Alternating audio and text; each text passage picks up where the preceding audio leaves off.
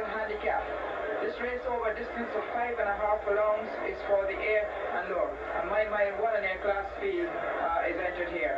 We have with us some of the best sprinters in the West Indies, certainly in Barbados, both Creoles and imported thoroughbred horses.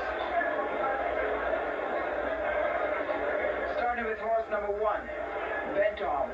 He is ridden by Venice, carries a top weight of 130 pounds. Attempting 5.5 furlongs for the first time since coming to the West Indies. I think that he has shown the ability to run with any horse, and I think that he was going to run a good sprint race here. Number 2, fresh from campaigning in Trinidad, Jenny's Castle. She's ridden by Chris Griffith with 119 pounds. Incidentally, Bentom is the Evans odds-on favourite, and Jenny's Castle is the outsider at 19 to 1. One of the great Creoles in this race, horse number 3, Pew, ridden by Darren Clark with 122 pounds, and Pew is currently at odds of 5 to 1. Another great Creole in racing, horse number 4, Green Man, ridden by Slade Callahan with 124 pounds, and he is the second favourite at the moment of odds of 3 to 1. And yet another great Creole, horse number 5, Night Shift. At odds of 5 to 1, he's ridden by Everton Miller and carries 124 pounds. And remember that Night Shift holds the A-class record for 5.5 furlongs at 103 and 4/5.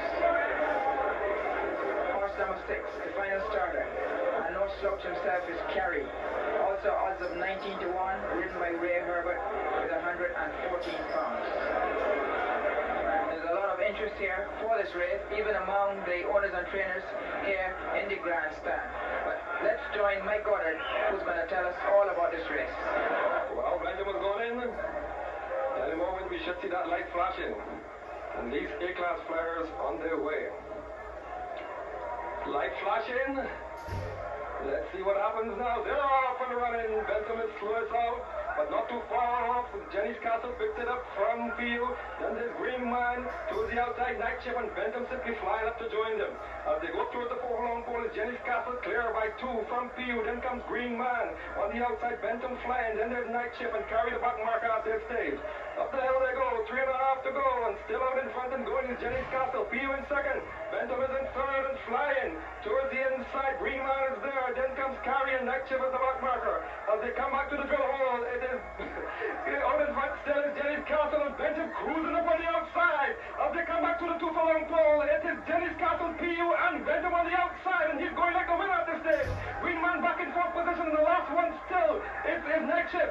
Into the home stretch they come, and it is Pio in front. Bentom coming off the challenge towards the outside. Green Man pulling off the challenge, but it is Bentom picking it up on the inside. Jenny's Castle and Pio running on, but it is Bentom in front. Green Man coming, but it is too late. Bentom wins it, which is puts down hands and heels, wins it comfortably from Jenny's Castle. In fourth position is Pio. Then comes Green Man 5 lengths back. Carrie is the next one, and the last one just going faster. Night Shift, and if that isn't a top-class racehorse, then there isn't one. In a moment we'll have a result for you. I will say Richard only asked him to run in the last 2 furlongs, and he accelerated beautifully. Richard put down hands and heels, ready for the camera, and it was a record. And believe it or not, look who's leading in Bentom. Bentom man himself, Cover. Cover's here to witness the return of Bentom, and he's leading in the big horse. The lad who looks after the big horse is also there.